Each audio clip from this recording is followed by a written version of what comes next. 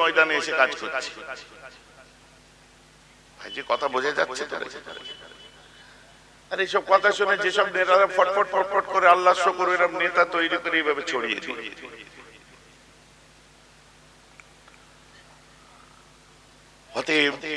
ধর্মের নামে রাজনীতি করে যে সমস্ত উত্তরপ্রদেশ থেকে যেসব আপদ বালা মুসিবত গুলো এসে ঘাড়ে চড়িয়ে দিচ্ছে, আপনি ধর্ম করুন, আপনি গুরুদেব হন, আমার আপত্তি নেই, কিন্তু রাজনীতির ময়দানে রাজনীতিকে আর ধর্মকে এক করে ফেললে হবে না। নারে তাকবীর আর ধর্মকে আপনার রাজনীতিকে এক করে ফেললে হবে না। বুঝতে পারছেন? আপনি রাজনৈতিক মঞ্চে যে আপনার ধর্ম কথা বললে হবে না, আর ধর্মীয় মঞ্চে যে রাজনৈতিক কথা বললে হবে না। ভাই আমার কথা বুঝতে পারছেন তো নাকি? এবারে আপনি আমার কথা যা মানে করেন করুন, কারণ আমরা দেখতে পাচ্ছি বর্তমান পশ্চিমবঙ্গের মধ্যে বাঙালিরা ধর্ম শিখছে রাজনীতিবিদদের কাছ থেকে। আর এরা ধর্ম শিখাতে এসে কখনো কখনো এমন ভুলভাল কথাবার্তা বলে দিচ্ছে। কোথা থেকে হলো লাভ জেহাদ, লাভ জেহাদ থেকে হলো কি আর একটা কি জেহাদ হলো, লাভ জেহাদ হলো, তারপরে আপনার ইদানিং বার হয়েছে ভোট জেহাদ। কোথাকার কি জঙ্গি ধরছে, এই ধরছে সেই ধরছে, সেই জঙ্গিদের বলতে বলতে বলতে বলতে ঠেলে তুলে দিচ্ছে কাদের ঘাড়ে? আমাদের ঘাড়ে। বুঝতে পারছেন না? অথচ এদেরই কারো না কারোর বাড়িতে যে বসে যাকে পরম শ্রদ্ধার বলে করে মাথা বলে, আজ তাদের বাড়িতে বসে একদম বাটিকে বাটি খেয়ে সাবার করে দিয়েছে, তারা আজকে ধর্মের দৌড় উড়াচ্ছে। মেহরাব ভাই যেটা বলে জানবেন, রেফারেন্স ছাড়া, এভিডেন্স ছাড়া কোনো কথা বলে না। আজকে বড় বড় লিডার হয়ে গেছে,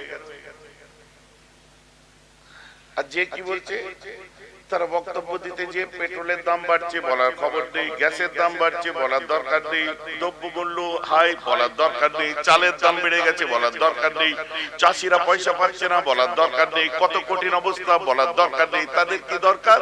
বলে আপনার বাবরি মসজিদ, রাম মন্দির, জ্ঞানব্যাপী মন্দির, গরিব নওয়াজের চাচা নাক কেটে গেছিল, কোথায় পা দিয়েছিলেন? মাইক ঠেলে এসেছে। আমার কথা বুঝতে পারছেন তো নাকি?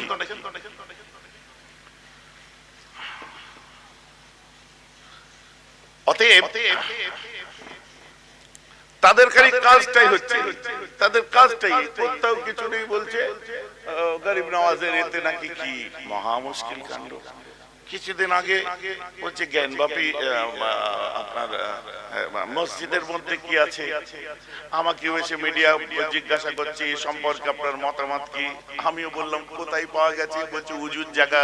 আমি উজুর জায়গায় মানুষ না পাক হতে যাই না পাক হতে যাই? বলছে পবিত্র হতে যাই। তো পবিত্র জায়গায় পবিত্র জিনিস আছে তো থাক না। আমার কাছে কালো, আপনার আমার কাছে কালো পাথর, আপনার কাছে দেবতা, আপনার কাছে কালো ঘর, আমার কাছে কাবা, কিন্তু আছে তো পবিত্র জায়গায়, ঝামেলা করার কি আছে? আমার কথাটা বুঝতে পারছি তো? উজুর জায়গা তো পবিত্র জায়গা। আসলে ব্যাপারটা নয়, খোঁচা মারতে হবে, বকিং করতে হবে, তা নাহলে এদের পেটের ভাত হজম হবে না। যাও পেট্রোল পাম্পে যাও, যে ফুল ট্যাঙ্কে গাড়িতে তেল ভরে নাও, 75 লিটার পেট্রোল ঢুকিয়ে নেওয়ার পরে ওখানে যে ওই যে যেটা বার হয়েছে না, ওটা বলে চলে আসলে মর্যাদা পুরুষোত্তম শ্রীরামকে রাজনৈতিক ময়দানে ব্যবহার করছে। যাও যে বলে এসো, হবে কি না? শ্রদ্ধার পাত্রদের শ্রদ্ধার জায়গায় রাখাটাই হচ্ছে diversity of India, diversity of nation. ভাইজান আমার কথা বোঝা যাচ্ছে তো? আসল যেটা বলছি চলবে না।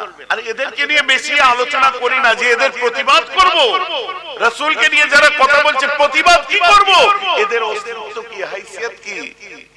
ঠেলে ঠুলে নেতা বানিয়ে দিয়েছে, নেতা হয়েছে। চাগিয়ে তুলে ধরে কোন রকম একটা ভালো কাঞ্জিবারাম শাড়ি পরতে শিখেছে, হয়ে গেছে বেশরম শর্মা। আমি বলবো তখনই যখন নাকি মিস্টার উইলিয়াম মুর কিছু বলবে। আমি দেখবো এরা কি বলছে, মিস্টার উইলিয়াম মুর কি বলছে, এরা কি বলছে, মিস্টার লা মার্টিন কি বলছে, এরাই পাতি নেতা, এরা কি বলছে নেতা নেত্রী। আর ওদিকে মিস্টার জন হপি কি বলছে, ডি রোজারিও কি বলছে, মিস্টার অ্যালান ডেভিডসন কি বলছে। আমি দেখবো মিস্টার বাসওয়া কারি স্পিড কি বলছে, আমি দেখবো মিস্টার ওয়ালিয়ারি কি বলছে, আমি দেখবো মিস্টার মাইকেল এইচেন কি বলছে, আমি দেখবো মহাত্মা গান্ধী দ্য ইয়াং ইন্ডিয়ার মধ্যে রাসূল সম্পর্কে, ধর্ম আমার ইসলাম সম্পর্কে কি বলছে। আমি তাদেরটা দেখবো, তারা সবাই সুনাম করেছে। আর তুমি বেশরম নিজে বলে তাই শরম পেয়েছো, তুমি বদনাম করেছো। কথা বুঝতে পারছেন না? আজকে দুনিয়ার বুকে যাই দেখবেন একটা কঠিন পরিস্থিতিতে ঠেলে দিচ্ছে। কি বাসে একটা পকেট মার দেখতে পেয়েছে, বলছে গোটা বাস পকেট মার।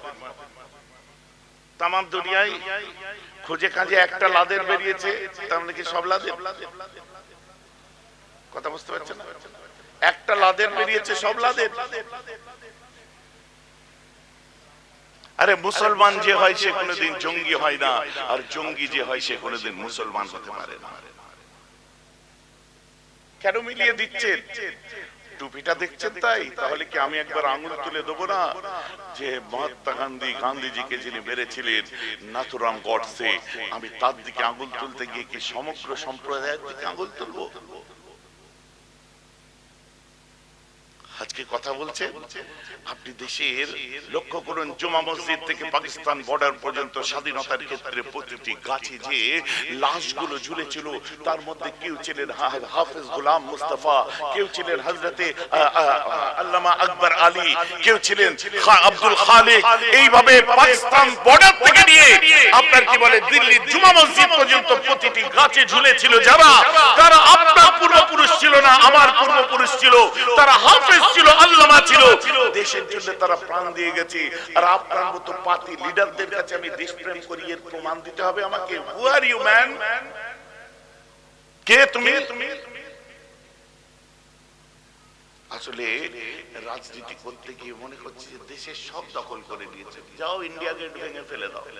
কারণ ইন্ডিয়া গেটের দিকে যখন দেশের প্রধানমন্ত্রী নিচে গিয়ে 26 জানুয়ারির দিনে মশাল জ্বালায়, ওপর দিকে মাথা তোলে না কেন জানেন?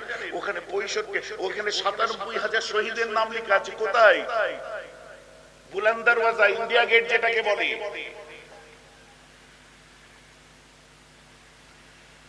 97,000 শহীদের নাম লেখা আছে, যার মধ্যে খ্রিস্টান, হিন্দু, বৌদ্ধ, আপনার শিখ, ইসাই সবার নাম আছে।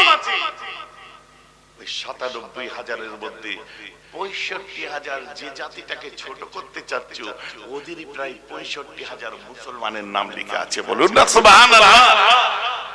কার জন্য? তোমার জন্য লড়েছে মাতাল।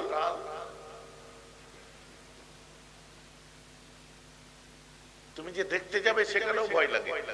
কোথায় আপনার নেশা পেশা করে কি করে? খারাপ লাগছে না শুনতে? দিল্লির বুলন্দ দরওয়াজায় কি আছে দেখতে গেছে, দেখতে দিয়ে একদম ঢক ঢক করে বেড়ে দিয়েছে, বুঝলেন? শীতের সময়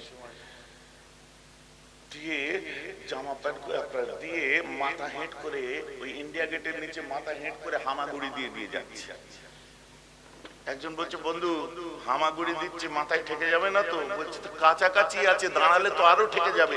হামাগুড়ি দিয়ে যায়, বাচ্চারা হামা টানে না, হামা টেনে যায়, আর পুলিশ এসে ডান করে মাথায় ডান্ডা দিয়ে মেরেছে। এদিকে এদিকে তাকিয়েছে, দুজন তাকিয়ে বলছে কি বললাম মাথায় ঠেকে যাবে। মাথায় ঠাকে রে পাগলা মাতাল, পুলিশ ডান্ডা দিয়ে মেরেছে। এরা নিজেদেরকে এত বড় মনে করছি যে দিল্লির বুলন্দ দরওয়াজা নাকি মাথায় ঠেকে যাবে। আসলে তা নয়, তুমি নেশা করে আছো। তোমার যখন নেশা ভেঙে যাবে, নেশা নেমে যাবে, তখন বুঝতে পারবে কত ধানে কত চাল। অতএব আমাদের দেশের যে ভ্রাতৃত্ব, বন্ধুত্ব, সম্প্রীতি, সৌহার্দ্যতা, বন্ধুত্ব, আমাদের যে মূল্যবোধ, আমাদের যে বাংলার আপনার বৈচিত্র্য, আমাদের বাংলার যে আপনার সংস্কৃতি, এর ঊর্ধ্বে গিয়ে আমরা কিছু শুনতে চাই না। ভাইজান আমার কথা বোঝা যাচ্ছে? আমার মুসলমান, আমার রাসূল ঠিক এমনই শিক্ষা দিয়েছিলেন।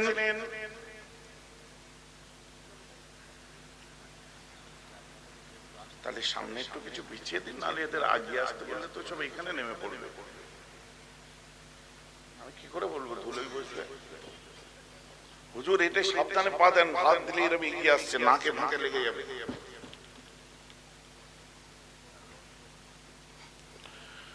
ভাই যে আমার কথা শুনে বিরক্ত লাগছে নাকি আপনাদের? অতএব না, আজকে মিস্টার মাইকেল এইচেট একজন খ্রিস্টান মানুষ, তিনি বলছেন কিনা perhaps the greatest leader of all times was Muhammad. জোরে বলুন সুবহানাল্লাহ।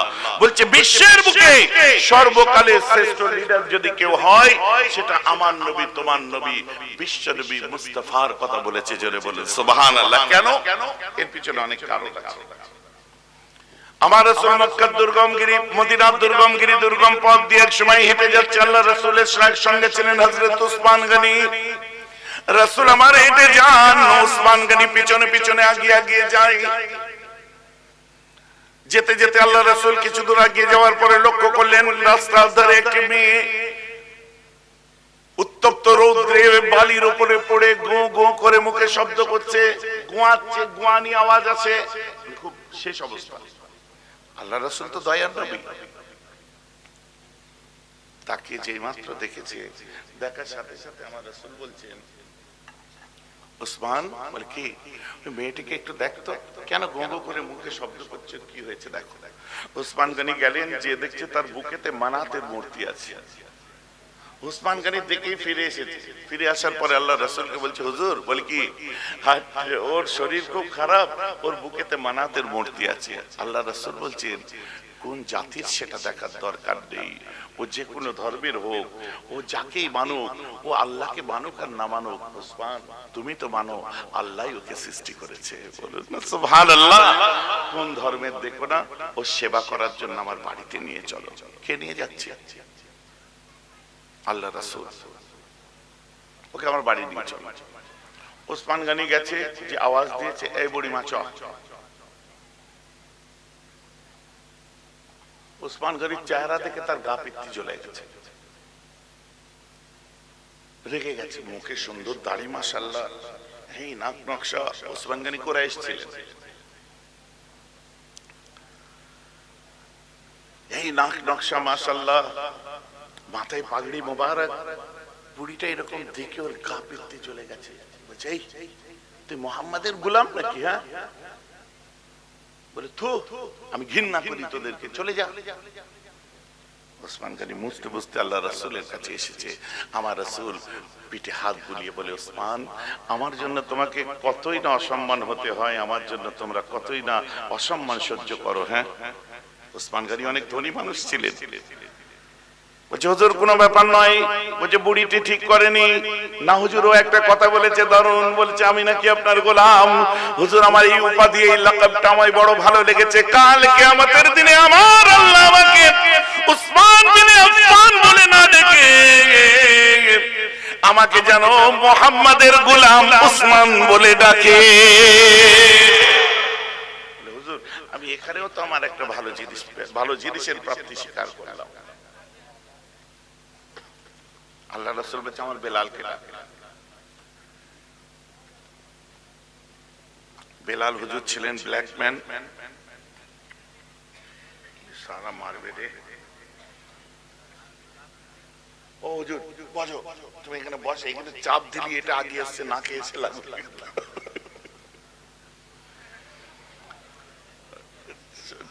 হামা দিয়ে যাবে। এখানে হামা দিয়ে আরো আজ করলাম না, হামা দিয়ে যাবে।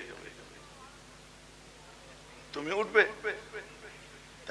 তুমি দাও দাও, আর যা হচ্ছে। হ্যাঁ সত্যি, আসলে এই ফ্লাইটে চাপ দিলে ওইটা উঠে যাচ্ছে, তার এটা পুরো নাক বরাবর আসছে। ওইদিকে চাপ দিলে না, এটা এইরকম আগিয়ে আসছে। তাহলে বেলালকে ডেকেছে। আর বেলাল হুজুর একটু ব্ল্যাকম্যান ছিলেন, মাসেল ম্যান ছিলেন, দেখতে আপনার হাট্টা ঘাট্টা নওজওয়ান। আর দাড়ি, অল্প অল্প দাড়ি ছিল, সব জায়গায় দাড়ি ছিল না। এমন একজনকে পাঠাবো যাকে দেখলে ও চিনতে না পারে, বিরক্ত যাতে না হয়। আমি আমার উদ্দেশ্য তার সেবা দেওয়া। হযরত বেলালকে যে ডাকলেন, ইয়া বেলাল, বেলাল, এ বেলাল। কলা লাব্বাইক ইয়া শাইখি, আয় আমার শাইখ, হাজির আছি। বলে, যাও, ওই টিলাটার পিছনে আমার রাসূলুল্লাহ আছেন, ওখানে একটা বৃদ্ধা মেয়ে আছে, ওই মেয়েটা একটু অসুস্থ অবস্থায় পড়ে আছে, তাই আল্লাহ রাসূল। কোথায় বেলাল? Where is Belal? কোথায় গেল? ওরে বাপরে ওই দূরে চলে গেছে। বেলাল তুমি ওখানে? বেচারে শেষ পর্যন্ত ভাব ডাব বলবেন তো যে রাসূলুল্লাহ আমাকে ডাকছে, তা আমি বেলাল তো গোলাম, মুস্তাফার আওয়াজ শুনেছি, মুস্তাফার খুশবু সঙ্গে চলতে আরম্ভ করে দিয়েছি। বলুন না সুবহানাল্লাহ। গোলামের কাজ গোলাম করছে, আপনি বলতে বলতে আমি পৌঁছে যাব। রাসূলুল্লাহর কাছে পৌঁছালেন, আল্লাহ রাসূল বেলালকে বলছেন, যাও বেলাল ওই মেয়েটিকে তুলে নাও, তুলে নিয়ে আমার বাড়িতে নিয়ে যাও। বেলালও যে দেখছে মানাতের মূর্তি, লাত, উজ্জাত, মানাত, হাবল, এগুলো ওদের খোদা ছিল। হযরত বেলাল কি করছেন দেখে বলছে, আমার রাসূল বলছে নো প্রবলেম, কে বেটা চিন্তা করো না। হযরত বেলাল তাকে তুলে নিয়ে আল্লাহ রাসূলের বাড়িতে আসলেন। আম্মা খাদিজাকে এসে আমার রাসূল বলছেন, মাফ করবেন, এটা মক্কার রিওয়ায়াত ছিল, আমি বাই মিস্টেক মদিনা বলেছিলাম, আমি অ্যাপোলোজাইজ করছি, রিওয়ায়াতটা মক্কার রিওয়ায়াত। আম্মা খাদিজাকে আল্লাহ রাসূল এসে বলছে, খাদিজা আল্লাহর জান্নাত বিক্রি হয়ে যাচ্ছে, চলো। বলছে কি? বলছে পাশের ঘরে কে এসেছে দেখো। আম্মা খাদিজা গিয়ে যায়। আম্মা খাদিজা গিয়ে যাওয়ার পরে দেখে কিনা ঘরের মধ্যে মেয়েটি আছে, আর মেয়ের বুকেতে মানাতের মূর্তি। আম্মা খাদিজা আর রাসূলের দিকে তাকিয়েছে, আমার নবী মাথা নেড়ে বলছে, নো প্রবলেম, কে বেটা এগো, কোনো অসুবিধা নেই, থাক ওটা। আম্মা খাদিজা সেবা আরম্ভ করলেন, তাকে আপনার যত রকম ট্রিটমেন্ট দিতে আরম্ভ করলেন, মেডিকেল প্রোভাইড করলেন, যা যা করার তাই করলেন, খাওয়ালেন, ফলের রস খাওয়ালেন, জবের রুটি খাওয়ালেন, গোশত খাওয়ালেন, মাথা সুন্দর করে বেঁধে দিতেন, গোসল করিয়ে দিতেন, সবকিছু খেদমত করা হচ্ছে। বাড়িতে কার বাড়িতে? রাসূলের বাড়িতে। 15 দিন পার হয়ে গেছে, কিন্তু আল্লাহ রাসূল কখনো তার সামনে আসেন নাই, কারণ আমার রাসূলকে মেয়েটি ঘৃণা করত, তাই নিজের বাড়িতে লুকিয়ে আছে, মেয়েটি যাতে না বিরক্ত হয়। বলেন না সুবহানাল্লাহ। আদর্শ শিখতে বাইরে যেতে হবে, আমাদের আদর্শ শিখতে বাইরে যেতে হবে। তার জন্য বলি, গতকালকে কলম পত্রিকায় একটা হেডিং দিয়েছে, দেখবেন ওটা আমার বক্তব্যটাকে হেডিং দিয়েছে। গতকালকের পেপারে দেখবেন যে ধর্ম রাজনীতিবিদের কাছে শিখবো না, ধর্মগুরুদের কাছে শিখবো। তাই আমি বলি, রাজনীতিবিদদের কাছে ধর্ম শিখলে হবে না। হিন্দু ভাইদের বলি, আমরা যে বাংলায় বাস করি, তো বিবেকানন্দর বাংলা, রামকৃষ্ণ পরমহংসদেব ঠাকুরের বাংলা, এ বাংলা তো রাজবল্লভী মায়ের বাংলা, এ বাংলা তো বাবা তারকনাথের বাংলা, এ বাংলায় তো চাকলা লোকনাথ বাবার বাংলা, এ বাংলা খ্রিস্টানদের জন্য তো ক্যাথলিক চার্চ, ব্যান্ডেল চার্চ আছে, এখানে প্রোটেস্ট্যান্ট আছে, এই বাংলায় তো আছে আপনার অর্থোডক্স, এই বাংলায় আছে উইটনেস, এই বাংলায় আছে ক্যাথলিক, এই বাংলায় আছে রোমান, এই বাংলায় আছে সব রকম খ্রিস্টানস আছে, এই বাংলায় জুইশ আছে, সব আছে। এই বাংলাতেই তো সব কিছু, তেমনি এই বাংলায় আল্লামা রুহুল আমিন আছে, এই বাংলায় হযরতে আপনার মুফতি আজম মির্জা হুজুর আছে, এই বাংলায় 5 হুজুর আছে, এই বাংলায় মইজুদ্দিন হামিদি আছে, এই বাংলায় হযরতে বজলুর রহমান দরগাপুরি আছে, এই বাংলায় সুফি আব্দুল মোমেন আছে, সর্বোপরি এই বাংলায় তো আমার দাদা হুজুর শুয়ে আছে। বলুন না সুবহানাল্লাহ। অতএব আমাদের ধর্ম শিক্ষার জন্য উত্তরপ্রদেশের কোনো বাঁদরের প্রয়োজন নাই। হিন্দু ভাইদের জন্য বলবো, মর্যাদা পুরুষোত্তম শ্রীরামের হনুমান চালিসাই আপনার জন্য যথেষ্ট। আর আমাদের কাছে কোরআন হাদিস যে রেখে গেছেন আল্লাহ রাসূল, আমাদের কাছে সেগুলো পৌঁছে দেওয়ার এবং সেই আদর্শে চালাবার জন্য আমাদের এই পীর মাশায়েখ গুলোই যথেষ্ট। আমাদের যেমন বর্জন করতে হবে জামিয়া সালাফিয়ার মতো জায়গাকে, তেমন তোমাদেরও মনে হয় বর্জন করতে হবে লাল সালুর বাংলা, নারায়ণের বাংলা। এই বাংলায় তোমাদেরকে সেই কালচারকে ভুলে গেলেও চলবে না। অতএব ধর্ম শিখলে চলে যাও বেলুর মঠ, ধর্ম শিখলে গৌরঙ্গ মহাপ্রভুর আপনার শিষ্যর কাছে যাও, ধর্ম শিখতে গেলে অনুকূল ঠাকুরের কোন শিষ্যর কাছে যাও, ধর্ম শিখতে গেলে তোমাকে জামিয়া সালাফিয়া নয়, ওলিয়া উলিয়াদের সোহবতে আফতা আলেম ওলামা যারা আছে, বড় বড় আল্লামা যারা আছে, তাদের সোহবতে যাও, দেখবে আল্লাহ রাসূলকে পেয়ে যাবে। বলুন না সুবহানাল্লাহ। বক্তব্যটা কি আমার খারাপ লাগছে নাকি শুনতে? কোথা থেকে সালা কোনো আগে পিছে মানে পরিচয় নেই, এসে চিৎকার করতে করতে খালি अभी बंगाल में, अभी देश में हिंदू खतरे में है, এখন বলছে बंगाल में हिंदू खतरे में है, আবার একদল উঠে বলছে मुस्लिम खतरे में है। बहरहाल क्या कहते हैं सुनो, ना हिंदू खतरे में है ना मुस्लिम खतरे में है, खतरे में तो वो है 26 का इलेक्शन में जिसे टिकट नहीं मिलेंगे उसके ऊपर जो पिटाई होगी तो खतरे में वही नेता है। বুঝতে পারছেন না? কোন হিন্দু খতরাই নেই, কোন মুসলিম খতরাই নেই। আমরা আমাদের সংস্কৃতি ভুলে যাইনি, বরং খতরায় ওরা আছে যারা টিকিটের জন্য এখন থেকে লেজ বোনা আরম্ভ করেছে। টিকিট না পেলে যে কেলানি খাবে, খতরায় ওরা আছে। ভাইজান শুনতে খারাপ লাগছে না? আমাদেরকে ভুলে গেলে চলবে না।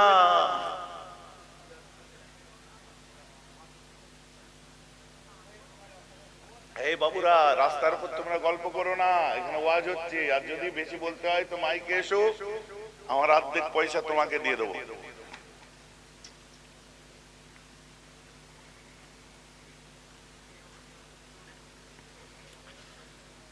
এখন দেশি ভাষায় কি বলে, গেজাগেজি করতে কেড়ারে বলে না, গেজাগেজি করতে কেড়ারে। হ্যাঁ, আশপাশে কথা কম বলেন। আম্মা অনেক দিন ধরে খেদমত করলেন, অনেক দিন খেদমত করলেন, করার পরে মেয়েটি একটু সুস্থ মতে হলেন।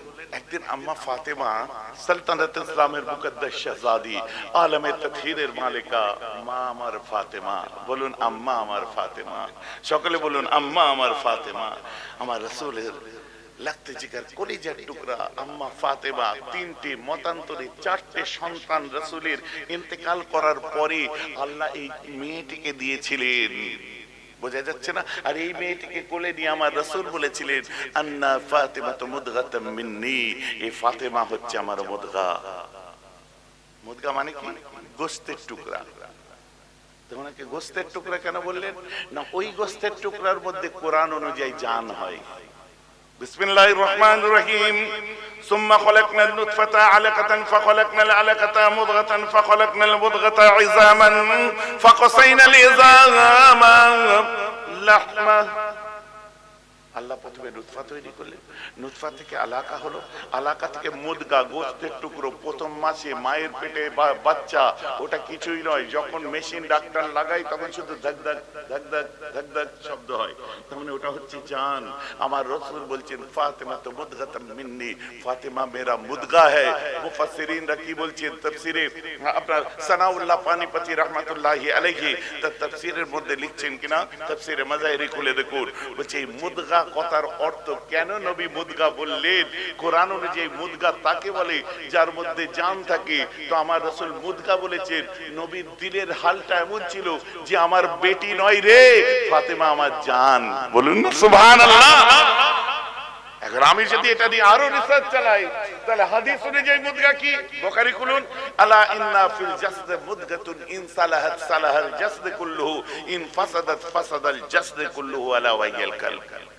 মানুষের শরীরের মধ্যে একটা গোশতের টুকরো আছে যেটা পরিষ্কার পরিচ্ছন্ন থাকলে গোটা মানুষটা পরিষ্কার পরিচ্ছন্ন থাকে, যেটা নোংরা হয়ে গেলে গোটা মানুষটা নোংরা হয়ে যায়, রাইট? ওটার নাম কি? কলব। ওই কলব যখন নোংরা হয়, নিজের দুঃখ দুঃখ করার টাইম নেই, অপরের সুখ দেখলে দুঃখে ওর বুক ফেটে যায়। নিজে সাইকেল টেনে ঘুরছে, দুঃখ নেই, পাশের বাড়ির ছেলে রয়্যাল এনফিল্ড দেখে ওর কলিজা ফেটে যায়। কথা বুঝতে পারছেন? ও নিজের আপনার কি বলে টালির চালের নিচে শুয়ে আছে, উপর দিয়ে টিনের ফাঁক দিয়ে আলো জ্বলছে, দেখার টাইম নেই, কিন্তু পাশের বাড়ির দোতলা বিল্ডিংটা দেখে ওর বুক ফেটে যায়। আবার যে দোতলা বিল্ডিং তৈরি করে ফেলেছেন তার আবার ভাব কি, বাপ রে বাপ, মুখের ভাষা দেখলে জান জ্বলে যায়। শুনতে খারাপ লাগছে, একটু লাগবে সবাইকে না, কিছু কিছু মানুষ আছে তাদের লাগবে। কেন বলেন তো? আমি সামনাসামনি বলি, আপনি বলেন গাঁজা খাওয়া হালাল না হারাম, সবাই বলেন তো, জোর করে বলেন। যারা খায় তারাও বলেন, তো আমি এমনি বলছি, ফ্লোতে ফ্লোতে বলে দিয়েছেন হারাম। আচ্ছা চলেন বাস্তবকে নিয়ে বিচার করি। এইখানে একটাও ছেলে নেই যে কোনোদিন গাঁজা টানেনি, একটাও ছেলে নেই কি? আপনি বলেন এর মধ্যে কি একজনও নেই যে জীবনে মদ খায়নি? আপনি বলেন এর মধ্যে কি কোনো সুদখোর নেই? আপনি বলেন এর মধ্যে কি বিয়েতে পনলিয়া পার্টি একটাও বসে নেই? পনলিয়া হালাল না হারাম? মদ খা হালাল না হারাম? গাঁজা, সবাই বলুন, হক কথা বলুন। মদ খা হালাল না হারাম? গাঁজা খা হারাম না হালাল?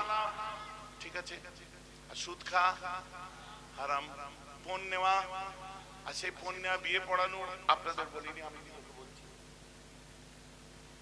এখানে আমার কথা বুঝতে পারছেন না?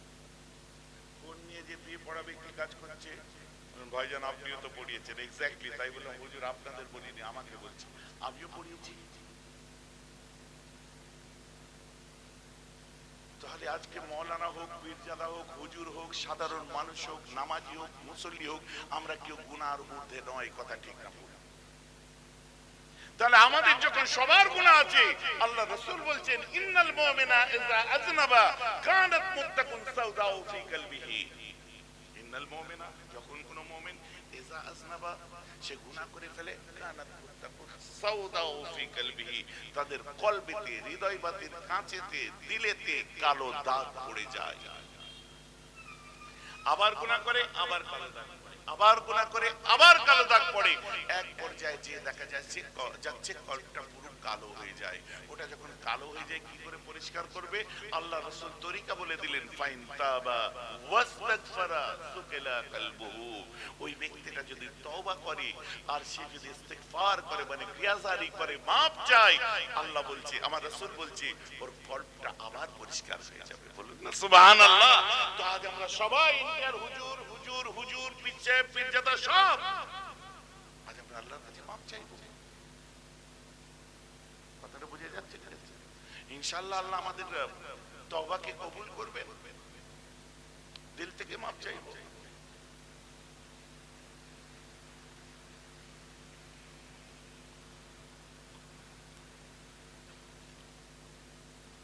আল্লাহ রাসূল দেন দুনিয়ার বাদশা। বুখারী শরীফ খুলুন, কিতাবুল ঈমান। এখন জালিয়াতরা নাম্বার চেঞ্জ করেছে, কোন একটা প্রকাশনীর মধ্যে বলে দি তাওহীদ 17 কে 18 করেছে, 18 কে 17 করেছে। 6টা মর্মে আল্লাহ রাসূল অঙ্গীকার করিয়েছিলেন সাহাবাদেরকে, এটাকে বায়াতুল খুলুস বলা হয়। বায়াতের 3টে ভাগ, একটা বায়াতে রিদওয়ান, একটা বায়াতুল ঈমান, আর একটা বায়াতুল খুলুস।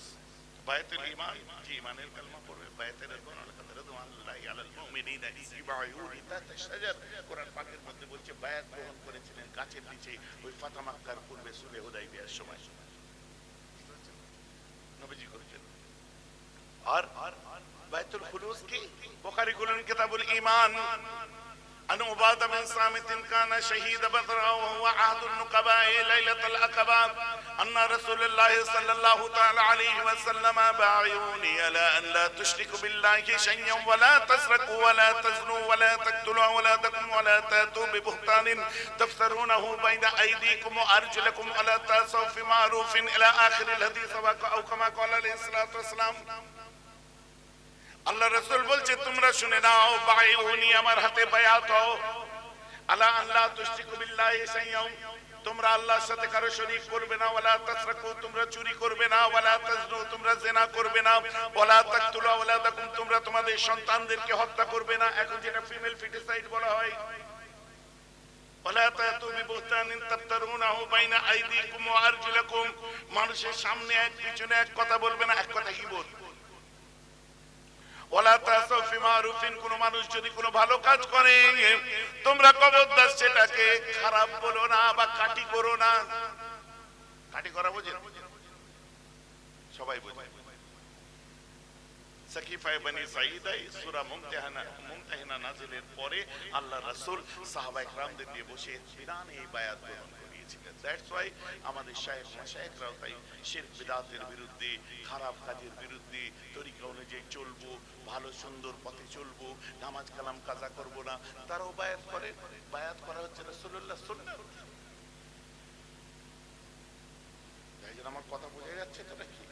এখন আমি একটা কথা বলে দিই, এই হাদিসটা যে নাম্বার ধরে বলে দিলাম, এখন এই হাদিসটা যদি ওই প্রকাশনীর বাংলা মানেটা আপনাদেরকে দেখায়, ওই বাংলা মানেতে দেওয়া আছে যে, বাংলা মানেতে দেওয়া আছে যে আল্লাহ রাসূল একদা একজন সাহাবার উপস্থিতিতে বলেছিলেন, একজন, কিন্তু কিন্তু এখানে হাদিসটা কি বলছেন, উবাদা বিন সামিত কানা শাহীদা বদর, উনি বদরের যুদ্ধে শহীদ ছিলেন।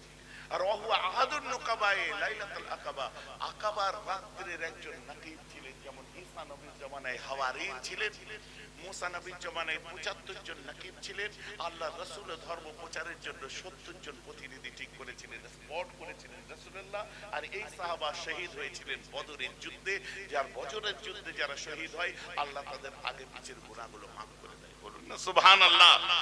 একজন যদি থাকে তো এখানেই আমি রিওয়ায়াত, এখানেই হাদিস সহিহ সাব্যস্ত হয়ে গেছে অলরেডি, কারণ রাসূলের স্পট করা প্রতিনিধি বর্ণনা করেছে, এখানে আর কোনো কথা হবে না। রাসূলের হাদিস সামনে আনুন, বুঝতে পারবেন। এইবারে আসুন উনি কি বলছেন। উনি বলছেন আন্না রাসূলুল্লাহ সাল্লাল্লাহু তাআলা আলাইহি ওয়াসাল্লাম قال, আল্লাহ রাসূল বলছেন ওয়া হাওলুহু, নবীর আশপাশে ইসাবাতুন মিন আসহাবিহি, সাহাবাদের একটা দল ছিল। আসহাব মানে বহুবচন, ইসাবাতুন মানে গরো, দল। কিসের দল? সাহাবাদের দল। মানে আল্লাহ রাসূল এক দল সাহাবা আজমাইনদের সামনে বলেছেন। আর কোন যায়িফ হবে? কিন্তু এই হারামখোররা এই হাদিসের পর জোফের ফতোয়া আনার জন্য ওর বাংলায় লিখছে, অর্থটা আরবি ঠিক রেখেছে, বাংলায় অর্থটা লিখছে আল্লাহ রাসূল একজন সাহাবার উপস্থিতিতে বলেছে। আর আরবিতে কি লেখা আছে? ওয়াহাউলুহু ইসাবাতুম মিন আসহাবিহি। আরবিতে বহুবচন বলছে, তার অর্থটা বাংলায় করছে কি? একজন ছিলেন। এই একজন ছিলেন মানে বিবরণী হাদিস তো, আর কিতাবুল ঈমানের মতো অধ্যায়ে আবার বুঝতে পারছেন তো নাকি? এটা যাতে জয়ীফের ফতোয়া, জোফের ফতোয়া এর উপর আনা যায়, হাদিসটা দুর্বল যাতে বলতে পারে, ওই জন্য ইচ্ছা করে intentionally, it was bad intention, যে ইন্টেনশনালি সেখানে একজনের কথা লিখেছে।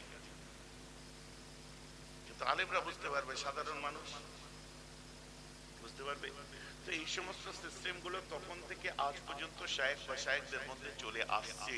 তো আমরা যারা আশারি মাতুরিদির মাননেওয়ালা, আমাদের আকীদার নাম কি? আকীদায়ে আশারি মাতুরিদি। আল্লাহকে মানার ক্ষেত্রে আমাদের দুটো মত আছে, একটা হলো তাফওয়ীদ, একটা হলো তা'বীল। আমি আকীদার উপর আজ আলোচনা করছি না, তো আমাদের আকীদা হচ্ছে আশারি মাতুরিদি।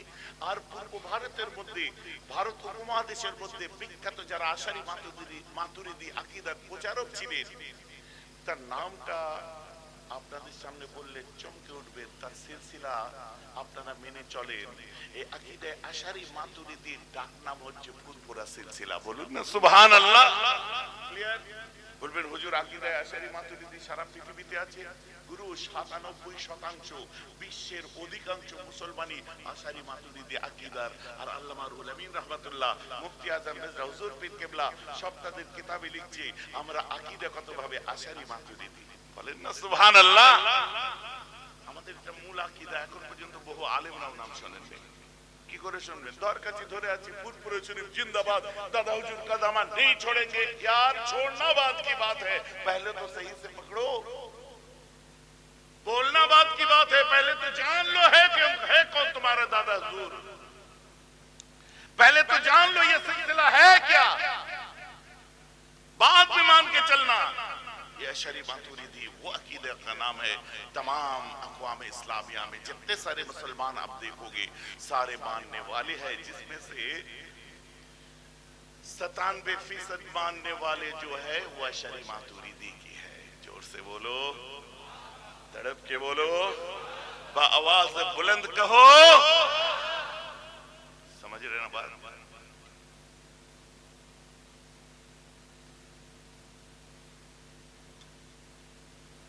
বলতে বলতে অনেক দূরে চলে এসেছে মুসলমান, পিছিয়ে আবার সেই জায়গায় যাই। চলেন কোথায়? যে আদর্শ শিক্ষা আমাদের অন্য কারোর কাছে নিতে হবে না। আম্মা ফাতেমা, আমার রাসূলের মেয়ে, 4টে বা 3টে সন্তান, বেটা ছেলে মারা যাওয়ার পরে আল্লাহ মেয়ে দিলেন। আম্মা খাদিজা এসে বলছে, হুজুর কি আই ওয়াজ প্রেগন্যান্ট अगेन, আমার পেটে আবার বাচ্চা এসেছে।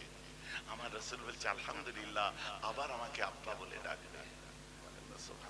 এটা বলার কারণ কি, আমার নবীজির যখন 3টে বা মতান্তরে 4টে ছেলে দুনিয়া থেকে বিদায় নিল, আমার রাসূল খুব কান্না কেঁদেছিলেন।